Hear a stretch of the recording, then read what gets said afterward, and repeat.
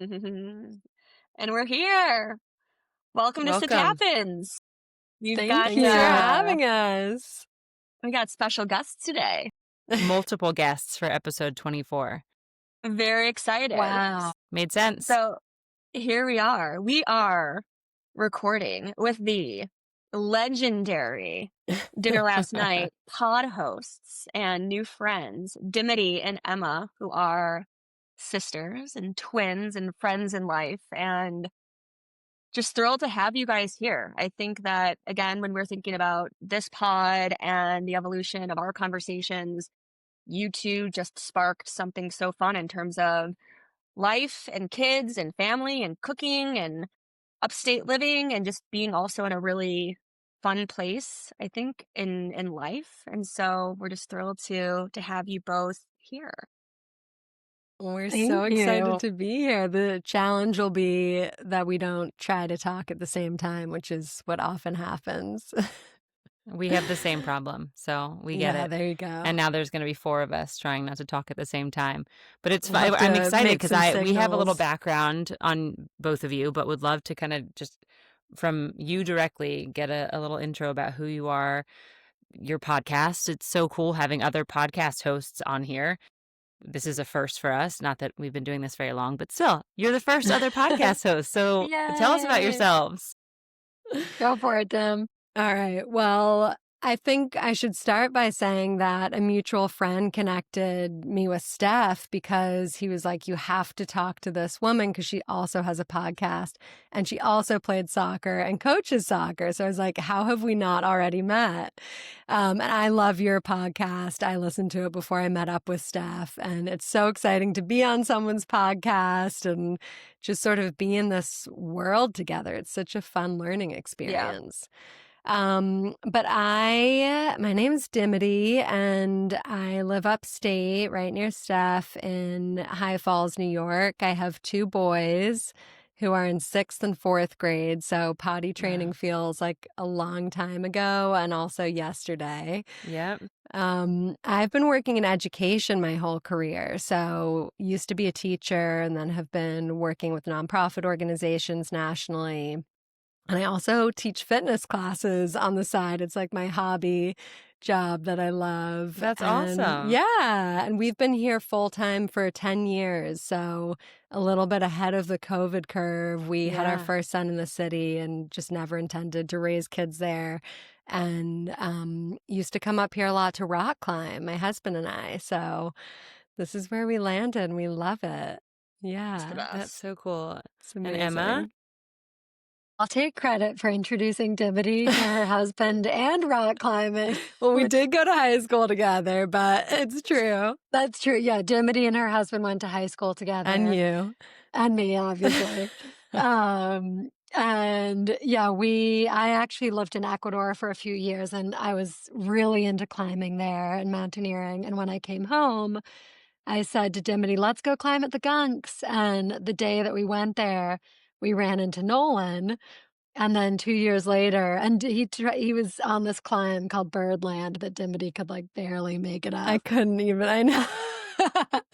And 2 years later, they climbed it to the top together and he proposed at the top.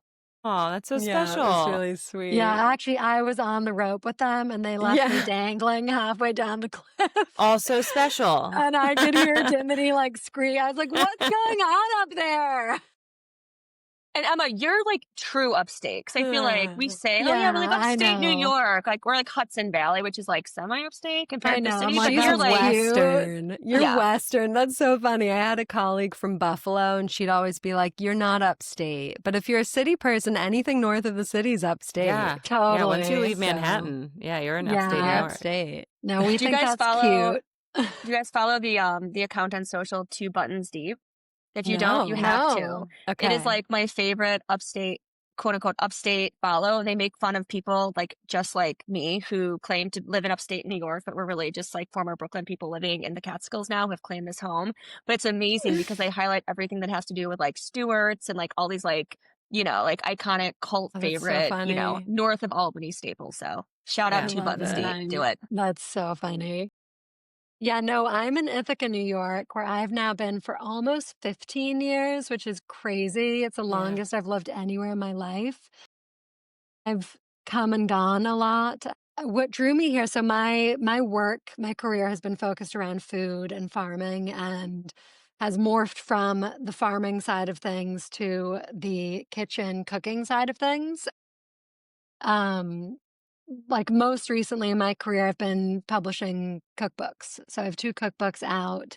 I've done a lot of cooking videos and cooking classes over the past and found my way to that by working as a farmer and then working with small farmers to connect them with families in urban areas through schools, universities, and hospitals. So Wow. this area I fell in love with because it has such a rich agrarian culture and similar to where you are. But actually like even more so because there's the wine culture, the orchard culture, and just farms everywhere, dairy. And I mean, one of the things that I love about being here, and I say this every time I go and leave, is that within 12 hours of being home, I can cook myself a meal and name where everything on my plate came from. And it's not like I had to shell out a ton of money to do that. Like Yeah. it's accessible here. So Yeah. yeah, that's my main background. I feel like I'm always dabbling in a lot of other things too. You And also have 2 girls. I have 2 girls. I Yeah, have being 2 a mother is boys. right. My girls are about the same ages as Dimity. They're in 2nd and 4th grade. Okay, so Um, you had a pregnancy overlap. Barely. Very Little okay. point of yes. contention. Well, Dimity went and got pregnant without telling me. Were you How supposed to? dare you? I know. I know. It She wasn't said it really was intentional. sure. It's a surprise. I think because we're Um, twins, I was like, I have to be first, you know? did you You have think to have some that? differentiation, No, yeah. of course not. Subconsciously? Probably. I mean, we were only like 28, 29. Yeah, no, I was 30 when I had Right, because when I got pregnant with my yeah. first, which feels so young. It How does. long did we overlap for? Because Cora and Kai are 8 months apart, so like a Ayla, month. wait, no, Ayla and Ayla and Kai Kai, for right. 2 months. All right, for a month we were pregnant together. Right. Emma was very, very pregnant, and I had just found out, I think. Right. So did you Yeah. guys notice the same type of, I guess, like pregnancy, like craving symptoms? Because I know you guys always have your fun little back and forth in terms of like twins and who's who, but Yeah. like, Yeah. I mean, No. was it similar? Were there or synergies pregnancy- there? We Well, had there's- such different pregnancies, right? Wouldn't That's you so agree? interesting. Yeah, there's a lot of yin and yang with us. Yeah. It's either the same or the opposite. So You also, it was boys and girls, which are very different Yeah. pregnancies right, too. boys and Yeah. girls. Dimity had 2 quick natural vaginal births, and I had 2 planned home births turned C-sections because both My my babies goodness. were breech. And I know. our And pregnancies she were loved being different too. pregnant. Yeah, you had like a very I? comfortable. I think you did. That's not how I remember it. I think what I loved about being pregnant is for the first time in my life, I wasn't thinking about sucking my stomach in. Has What a anybody treat else is had that that? experience? What a Like, treat. Yeah, totally. You know what? The thing that I was thinking, so I'm pregnant right now currently, and had an Congrats. appointment earlier this week, and it's that moment when they asked me to step on the scale, and the nurse was like, "Do you want to take your shoes off?" And I was like, "No," because this is the time in my Yeah. life where I don't care. I Like know. there's definitely a part of my life and a phase of my life where I absolutely wanted to take off everything I possibly could before stepping on the scale Yeah. and make sure that you get the lowest possible number. And that's just not who I am anymore. And especially in pregnancy, I'm like, no, whatever my body needs to do to Yeah. make a life right now, I'll keep my Right. shoes on. I don't care if that extra 1 pound from my Birkenstocks is gonna, Yeah. sway one way or the other. So yes, I hear you. Yeah, the way your body during pregnancy just completely changes, and you're like, oh, I guess this is just my body now. I'm along for the ride for whatever you need to do to get this mission accomplished. Yeah. Totally.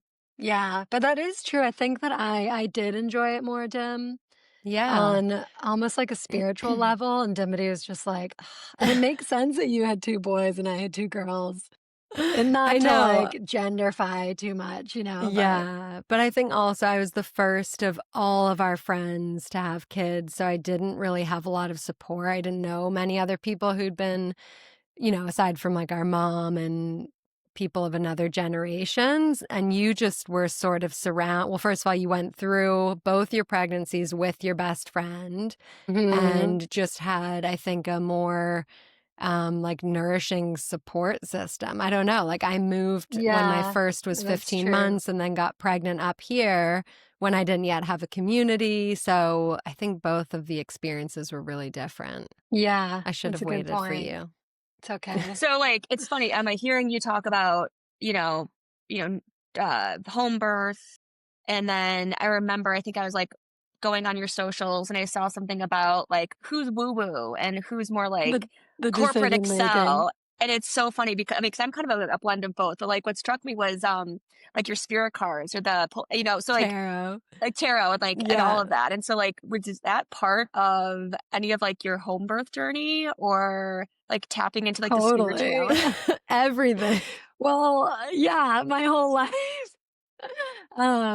My mom actually did our astrological readings when we were born because our grandma was really into astrology to the point that she wouldn't ask people their names. She would ask them their sign because then she felt like she knew who they were. Yeah. And um, I think I was the moon child, right, Dim? And you were the I sun can't remember child. because I don't just. Anyway, So I don't know enough about yeah, astrology to know this. You are twins. Would you not have the same sign? we're born a minute apart. So we Okay, so the have the same time impacts sign. it. Yeah, Yes, the Yeah. time yeah. impacts the specifics of it. So Okay. I've generally been the more emotional, spiritual, philosophical one, generally, right? Because Dim, you share Yeah, this too. And yeah. Dimity's generally the more practical, sort of no nonsense. Yeah, just sort of, yeah, I don't even know. And I think we both have certain aspects, but yeah, I think you lead more with I mean, I wish I was more like you, I wish I was more Well, vice spiritual versa.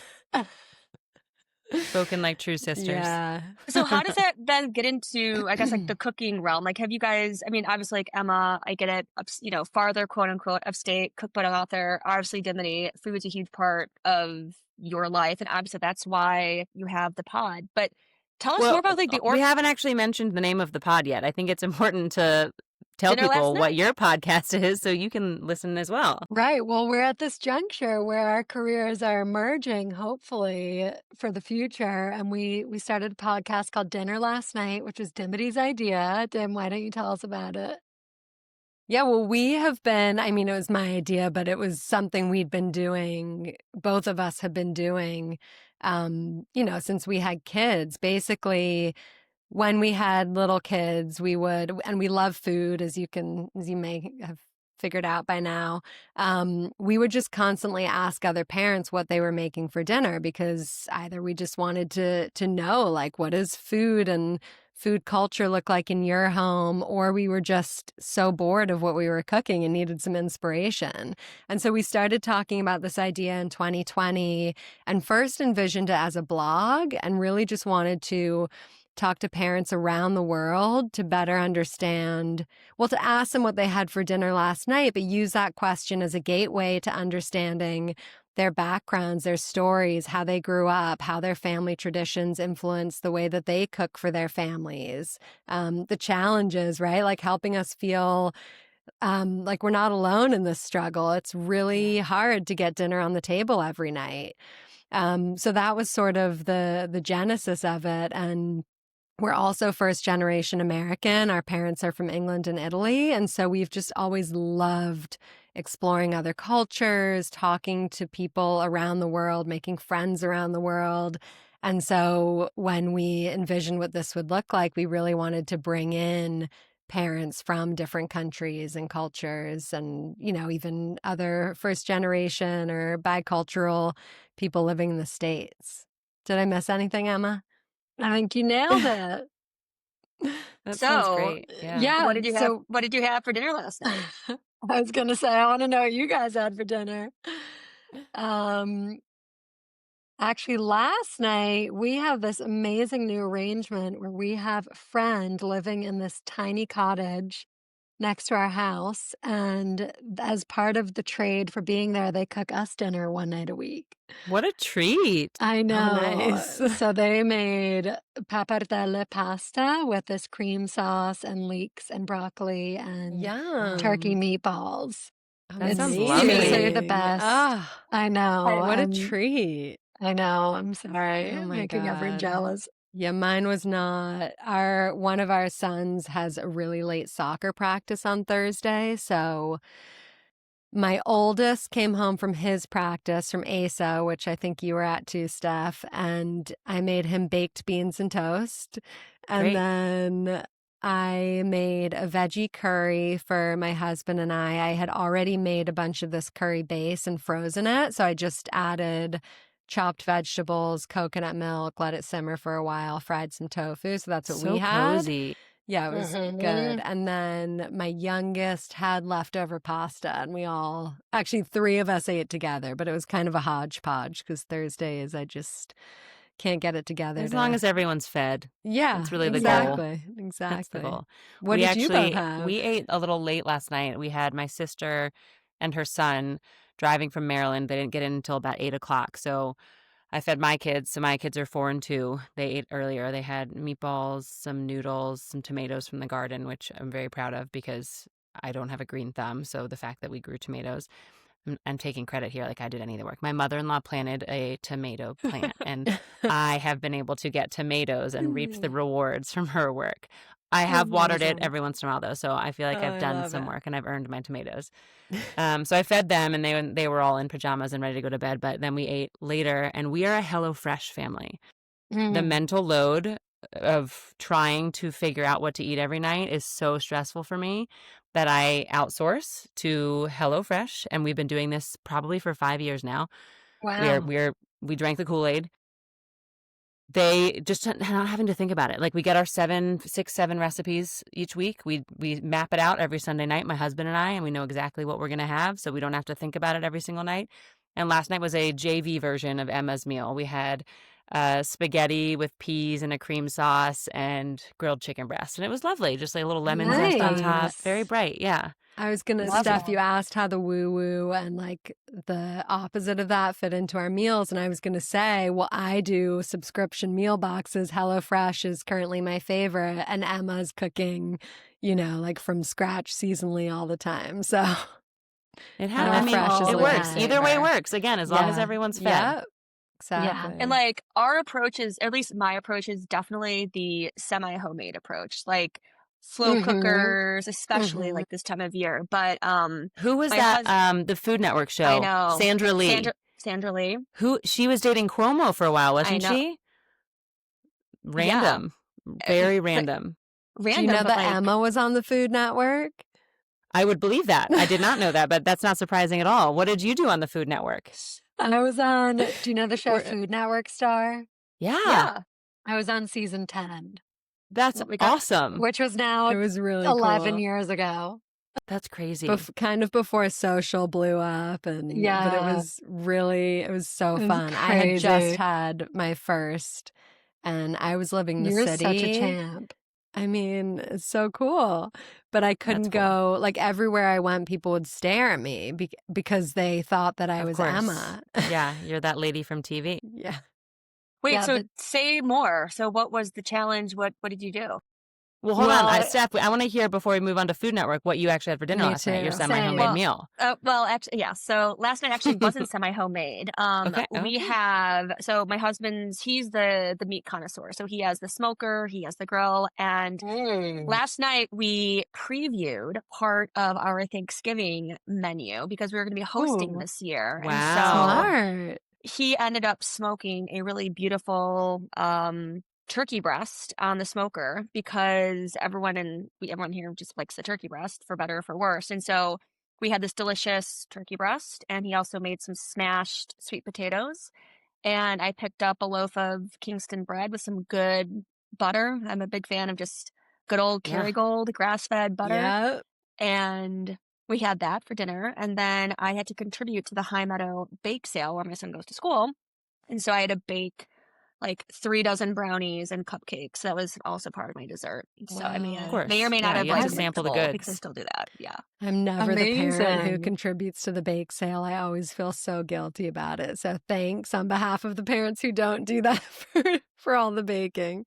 Wait, Steph, how many kids do you have at home? Max. So I have one Okay. son, Max. He's 6. He's in 1st grade. Okay. And then my second child is Lemonade, my dog, who's 8. And she might as well be a child because she's my girl. Yeah. But like the whole idea with like dinner on the table for like kids is, I mean, and I feel like I've listened to some of your previous episodes about introducing kids to textures and tastes and foods and stuff at an early age to type of expose them. Like, we did all of that and it worked for a minute and then it just took a turn. So like, he always complains like, I don't want pasta again for dinner. I'm like, well, then if you would eat other foods, I would gladly make you something other than buttered pasta. But like, what else do you Mhm. want? And so we're still in that phase of like, it's quite annoying and kind of food waste sometimes because we all eat different things for dinner. Like, Mhm. so that's just kind of the struggle we're at. It's so frustrating. I feel like it's impossible. Like it's just always changing, right? Like,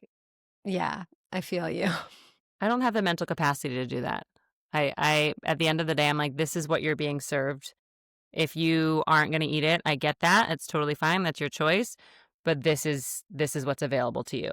Because I also remember it was a big lesson for me to learn that when, especially kids, but adults as well, when you were looking at meals, you look at it throughout the week of not the day of like, oh, well, they didn't have lunch, so they must be really hungry for dinner. You look at the entire week, and I guarantee I can speak for all of us that our families are very well fed over a week. They Yeah. have all the food, all the nutrition that they need. So if there's a meal where my son or daughter sit down, and not if, but when there are meals where they sit down, they're like, I don't want that. I'm like, all right, cool. That's your choice. Very cool with that. Just so you know, there's not another option. Like this is the option for dinner.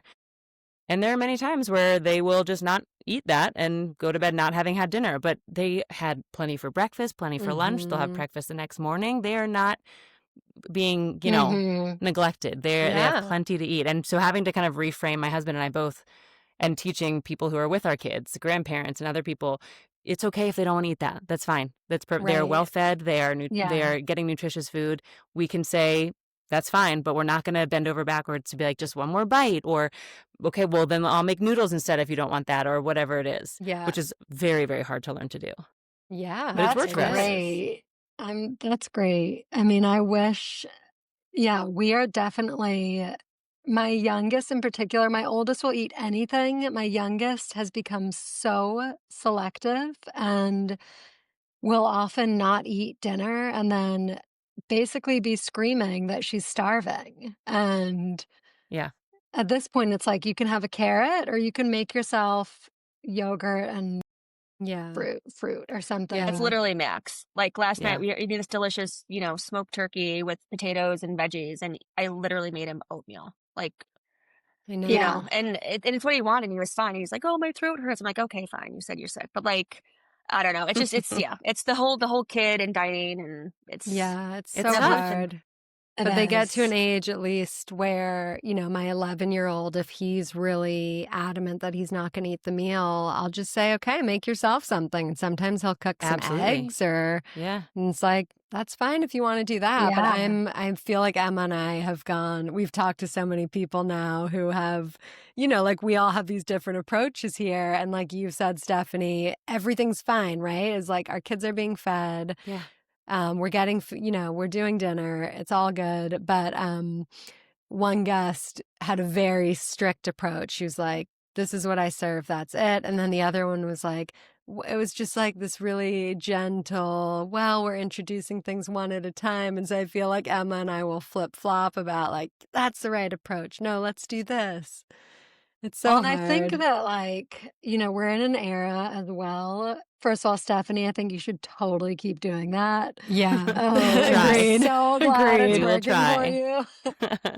for you. I think we're also in an era where there's more awareness around our kids' needs as individuals. And so for some kids, like my youngest seems to have some sort of neurodivergence that we haven't identified yet, and we're working on it. But there's something related to food and texture, and definitely like there's possible allergies. Like for a long time, I kept pushing pepper and like mildly spicy things. And Yeah. recently, she just turned bright red, like could not eat for like an hour. And we were like, No.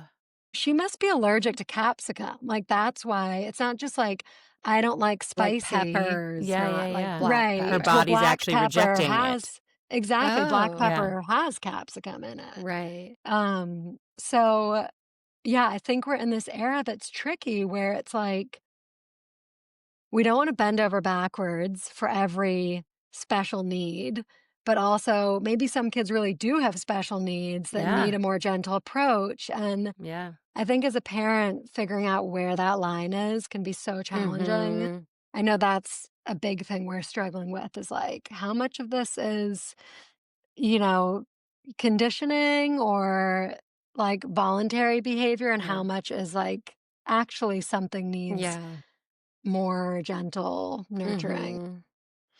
Yeah. I mean, that's like parenting in a nutshell in all Yeah. aspects. And Totally. I also think as adults, we have conditioned ourselves to ignore signals with food sometimes. Mhm. Like I'm Definitely. someone, and Emma too, like we run cold. We're generally cold, right, Emma? Although you're warmer Mhm. now, right? Because you do cold plunges and stuff, but A little the bit, but no, woo-woo. I'm still cold. Yeah, and like in the winter, sometimes I'll prepare a salad and I actually feel like a little, not like nauseous, but I feel in my body a slight revulsion towards fresh lettuce, which in the summer I love. And it's like Yeah. I have to really listen to that. Like, what is That's the that? thing though. Like I was going through like years ago, I was always just had a lot of like challenging like gut issues. And I was always trying to figure out like what that perfect balance was. And I went to see a Western, I was working with some Eastern medicine practices, and I did a bunch of different acupuncture. And one of the best pieces of advice and kind of learnings that I got was, and I'm gonna butcher kind of the key insights here, but basically like if I started to introduce, because I was eating a ton of like cold smoothies and like lots of salads, and he was like, you know what, just try shifting for a month. And this was even during the summer, like more soups, more like warming types of foods, and see if that is gentler on your digestive Yeah. tract and system. And it was. And like I started to notice, like, wow, like if I have like a bone broth or a warm soup or something more soft and nourishing like that versus a big cold protein smoothie or like a big hardcore kale salad. Like I don't eat a lot of kale anymore because kale for me ended up kind of, there was just, I had some issues with kale. And so that was interesting, kind of, it was like those warmer textures and how your body reacts Yeah. to those types of foods at different moments in your life and seasonally and with time. So I get Yeah. that. Yeah, It's so that's, true. I used to develop recipes for this amazing Ayurvedic practitioner, Dr. John Douliard. And in Eastern medicine, warm foods are better always because our body has to digest like if it arrives warm and cooked, then it's easier to digest. So it's easier on the system. It takes less energy.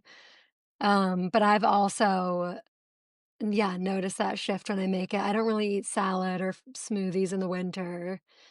Um, yeah, I think a lot I of mean, that. logically, it makes sense. If you're introducing something that's body Yeah. temperature, it's already on par with where it needs to be. If you're introducing something Right. that's Mhm. colder than body temperature, it's like getting in a cold plunge, but Yeah. internally, your body kind of goes into shock for a second. Yeah. Note of like, so again, you sparked it when you're talking about, the different practices. Like you both come from such globally inspired backgrounds. Like you lived in Ecuador, you've traveled a ton, you're first generation, your parents are, English and Italian.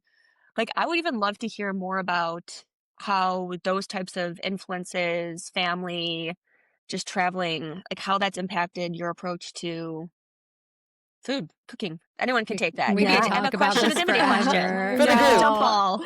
Well, I'll just jump in and say that in addition to being to our parents being Italian and British. Our dad is Ashkenazi Jewish, and he was actually raised Orthodox.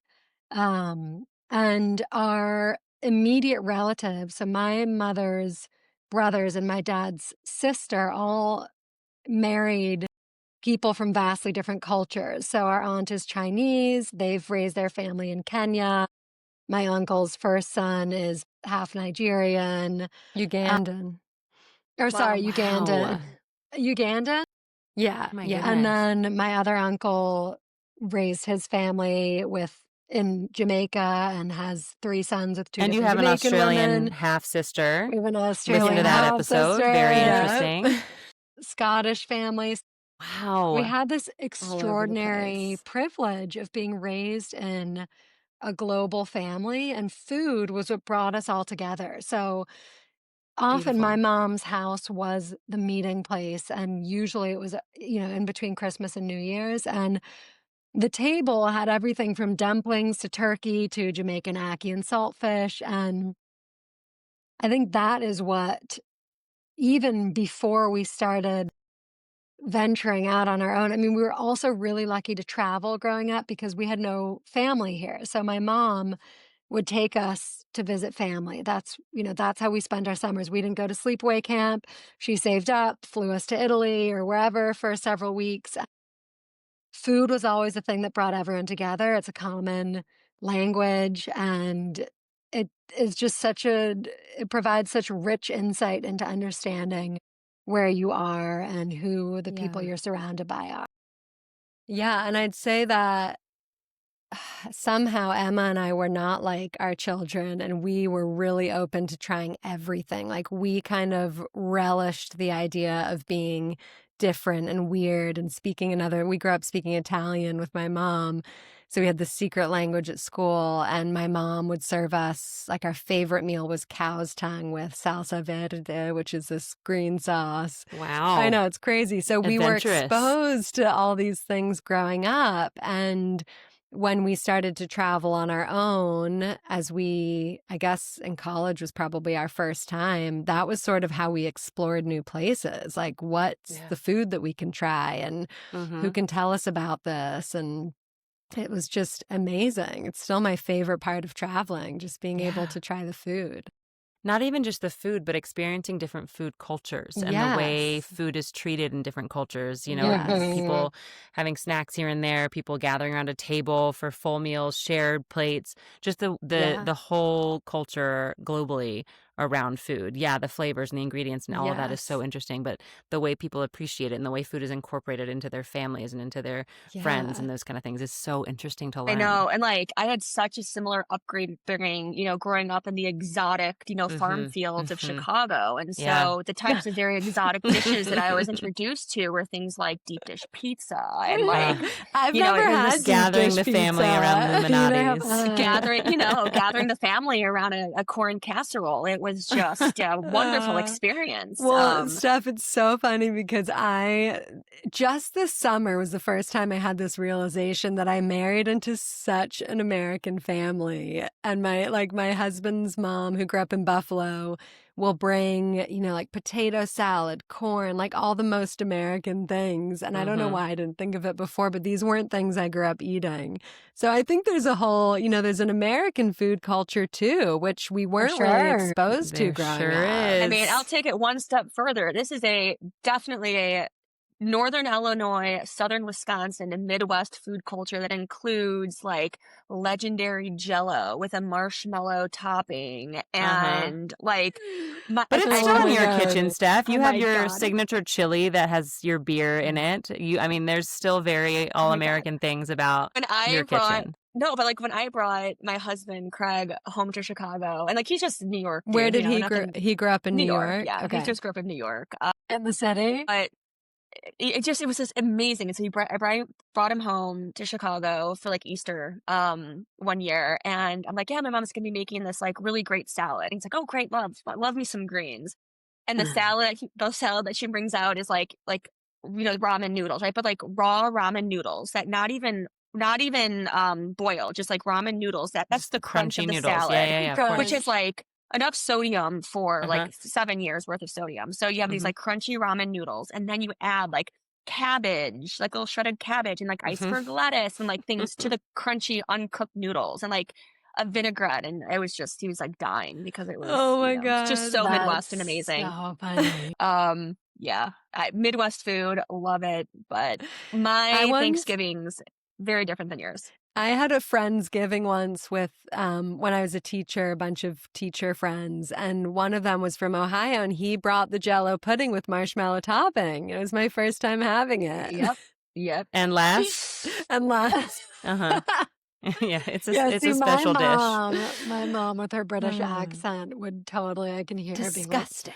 it's just, why would you put marshmallows on jello and then serve it? That's just revolting. I Like, mean, we weren't I'm with her on allowed. that. I'm with her. I don't. That's not part of my So my recipe Rolodex. my only I think argument it for the jello with the depends. marshmallows is like it's a perfect little additive to a Thanksgiving plate. Your Thanksgiving plate, you have your turkey, your traditional, right? Your turkey, your stuffing, your mashed potatoes, and it adds a little bit of sweetness to like the bite. So if you like layer a little bit of the Isn't sweetness that of the what like the jello, candied Cranberry yams can do though? it Or is, cranberry but to Or each their just own. yams in general? Yeah, Well, could here's be. the thing. I teach a cooking class that's called, like, the idea is that you're creating your family favorites menu. So instead of meal planning, you have a set number of recipes, a small set number of recipes that are nourishing to you, not necessarily because they're healthy or Yeah. they're made from scratch, because food like that feeds your soul. So that's Yeah. good for you. Mhm. Yeah. And I mean, I think I had to do a lot of like deep unprogramming from the way our mother raised us, because I was so anti anything, and I still am for the most part, but like anything processed, candy, for my kids, especially, right? And there was this moment where we went out, we took them out. This was like my oldest was maybe 4, and we took them out for Thai food, and it's next door to her favorite pizza shop, and she was like, "Can I please have pizza?" So we went into the Thai restaurant, and we were like, "Can we bring a slice of pizza for her?" And they're like, "Sure, no problem." So we walk in with her pizza. She's all excited, carrying her box to the table, and she trips and falls, and the waitress rushes over to her with a lollipop. So now she's sitting at the table with a slice of pizza in one hand and a lollipop in the other, and she's like, bite, lick, bite, lick. And at one point, she just throws her head back and goes, "Oh my God, this is the best dinner." And I was like stressed out because I was like, "Oh my God, this is what she's having for dinner." And I mean, this gives you a window into like how, I don't know, uptight I am about food sometimes. But I was like, this is so good for her. Like, this is so, she's having such a great time. She's so Yeah. happy. Like, this is probably way better than the, I don't know, tofu I was going to try to make her eat.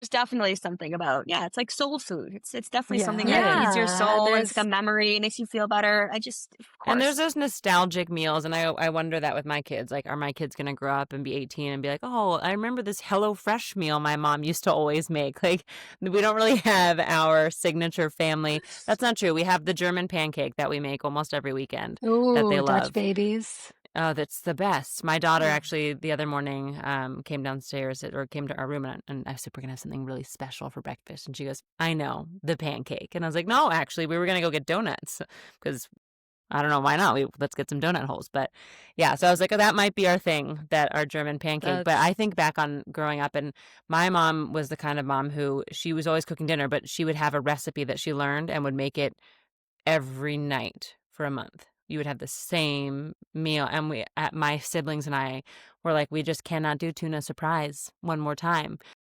And the surprise was, it was a can of tuna, cream of mushroom soup. And the surprise, I think, I don't know, as an adult looking back, I'm like, I don't know what the surprise was. I think was either whether it was put over rice or put over pasta. Surprise, you don't know what I'm going to dump this on. I can taste it. I can taste oh it my still. We had God. it so many times. That's And like such I an don't want that to be era. for my kids. I don't want Yeah. that. I don't want tuna surprise to be the thing that they're like, I remember, and I That's gag. so funny. I I mean, there's so many meals that are so nostalgic, and that I love. I just still love going to my mom's house because she's just the most incredible cook. And I think I always thought, similar to you, Stephanie, like, what are the meals that my kids will come home for that I'll cook? And it turns Yeah. out none of them. Like, they're going to come Of home course, for yeah. my husband's pasta that he makes, which he calls, I never get it right, but it's like Dad's magical, radical, awesome pasta. And he just, Sounds amazing. I mean, it's like a bolognese, but it's like turkey or beef, and then he just throws a bunch of vegetables and tomato sauce, and that's it. And then he also makes pizza for us every Friday night, and those are like their favorite thing. So it won't be a fancy ossobuco like my mom Of course made not. or handmade gnocchi or anything. It'll be the things that my husband cooks. What do you use for your pizza oven? Do you have like a uni, or does she do it in like No, the we just do it in the oven. We have a yeah. pizza stone, and sometimes we make the dough, but we also really like the dough from my town. And yeah, he just makes such good pizza. We actually prefer his pizza to like anywhere around here. It's true. That's so Yeah. nice. Well, It's so we're good. gonna have to go on a tangent about my town. I don't want to. It's like I have a vendetta against that supermarket. yeah? But I don't know Okay, if we need to get into we'll it do that here. We'll need to offline. sidebar before we blow up a little small business in our town. But there's something about like the pasta piece though, because like my nostalgia meal that I think about that my mom always made was spinach lasagna, and it's so basic and it's so easy. And sometimes she would, substitute ricotta cheese with cottage cheese. Sorry, I'm sure that's like totally illegal. I feel But like I that's a don't know, it's great just like substitution. So much but it was protein. I Yeah. know. She was doing protein before it was a thing. Yeah. But yeah, or she used to always have I guess that's maybe why I love a slow cooker, like slow cooker Italian sausages with peppers, and we would come home and just have them on, big, rolls, or have it with the vegetable. It was always Yum. very simple, easy things, but like delicious. Yeah. We didn't actually, looking back, we didn't eat out a ton when I was growing up. Now that I think about it, maybe we got some pizza takeout here and there, but for the most part, I think my Yeah, mom we actually did almost never semi-homemade ate out. cooked. Yeah. So Yeah. I like We that. did eat out. I remember eating out a lot, and I don't know why, because we were 4 kids in 5 years. I would never take Wow. that That was out like in us. public to restaurants. I would. That sounds like so much work. So much work, but we ate out. It So was the what's about same kind holiday- of thing though, because they would discover Macaroni Grill, and we would go there every night. And I was like, guys, we can't, like, and as a 41-year-old woman, I have not been to Macaroni Grill in 25 years because my parents overdid it. I just can't. Sorry, Where Macaroni is Grill. Macaroni Grill? I've never even heard. I don't of even know if it's still Macaroni around. Is it still in business? Yeah, Were my you're parents right. single-handedly keeping them in business? Grill. Where did you grow up? Atlanta. Okay. I grew up in Atlanta. I feel like Yeah, that's but I a feel whole like nother Emma, food like- culture. But like it's like the suburban food culture. I mean, I think Yeah. about like I used to worship Olive Garden. Again, that's probably like and so against your No. Italian religion of food. I'm thinking of like Emma and Olive Dimity Garden with, like, your deserves mom. praise. Oh my God, like Olive Garden. I used to think like the Cheesecake Factory, like you don't get anything better than Cheesecake Factory. Like that's what Love dreams are made that. of. Yeah, I did too. Or like Buca de Beppo, that was like a Yeah, thing. Like, Maggiano's. Maggiano's Yeah. was too fancy. That was like for prom. Like Maggiano's was like That's all you're of these wearing- spots, though, are like the high school date spots. Right. Like, oh, you guys went to Cheesecake Factory? Wow, he must really be into you. like all the suburban thing, Chili's. Uh-huh. I don't know. The broccoli cheese soup at Chili's, there was a phase of my life where I had a problem with the amount that I consumed. It was just so cozy and delicious. Oh my God, nostalgia. don't We I went feel to like we TGI had. Fridays, right? Oh, Or no, yeah. Friendlies, because they Friendlies, did the ice cream. yes. Remember the Yeah. cone on top? That looked Yes, like a with the hat now? M&Ms and the Right. yeah, but that was So about what does it. what do holidays look like for you guys? So like Thanksgiving, Christmas, are you guys doing a joint? Do you get together? I know you said like the Ugh. table is mixed with tons of different food, obviously. This year, Dimity's coming to visit me, and Hopefully, it's done. Yeah. telling her in-laws she's not doing it with them. No, Ooh. we. Is this We how they're going to find try- out when they listen to our podcast? God. Sorry. We pretty much try to get together with our maternal side and all those relatives on Boxing Day, which is the day after Christmas, so that everyone can do what they want to do for Christmas with their in-laws or as a family. Because we're 2 of 8 kids, but 4 of us grew up under the same roof. Our dad had 8 kids with 3 different moms. So Stephanie's like, Charming man. okay. And yeah, Thanksgiving is always different. I feel like we don't, my mom never, she always said like this holiday doesn't mean anything to me. And we would eat and cook a feast together because everybody was off school. But Yeah. yeah. but also, traditional American Thanksgiving is more similar to a traditional English Christmas. So in Christmas, they eat turkey. For Christmas, they eat turkey. So my mom would often do something different on Thanksgiving, or she'd flip it. Like, Christmas, we'd do something else. But yeah, I think, I've been trying to, I think we all probably do this, but think about what new traditions we create for our families. So one thing that I try to do every year is make a croquembouche with my oldest. Yeah, it's like the cream puff tower with caramel drizzled over. Yeah. It's I only know because of the great British baking show. Oh, that's the only reason I know. Yeah, my mom used to make that growing up, and then Nolan and I actually had that for our wedding instead of a cake. It was so great. But it's like these little labor cream intensive. Puffs. It is labor intensive. It's Totally. not. Yeah, every year I'm like, why did I decide that this is the tradition I was going to start? But it's really you set that bar it's high. really fun. Yeah, I really did. Wow, that's fun though. Yeah, it is fun. That's really cool. We haven't gotten, so my kids are they're 4 and 2. We haven't really gotten to the big tradition part thing yet. And they were both, one was born in 2021, so right after COVID. So it was still, that first Thanksgiving was our first Thanksgiving as parents, as new parents, and it was still the vaccine and the boosters and which family are we comfortable getting together with and which are we not. So stressful. Still very stressful. And now this new one is due mid-December. So we're the same thing where we're like, I don't know if we want to see anyone over the holidays. We might just live in our own little family bubble. So I think we'll wait until we're done making babies and then start trying to do some of these traditions and put them in place. But it's always fun to hear other people's traditions. I love that. I don't think that is something that's realistic for me, and my baking skills are below HelloFresh level. Like if you give me a printed card and tell me what to do, I can usually make it happen with everything already pre-measured out, but my baking skills are lacking. So that's impressive. Yeah, that's really don't cool. Start that one. Stefany, I just have to say how brave you are to venture into the realm of 3 kids. We're pretty committed at this point. We agree we are brave, but at this point we are in it. And you know what? We're excited about it. We're really excited about it. It's very intentional. All of our babies are IVF, so it's all been very, very planned out and intentional. So yeah, it's gonna be a fun one. And the oldest will still be under 5 years old. So yeah.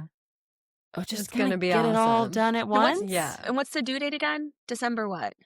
22nd. But I'm willing him out sooner because I feel like Jesus has got a lock on that week. Poor guy doesn't want to share it.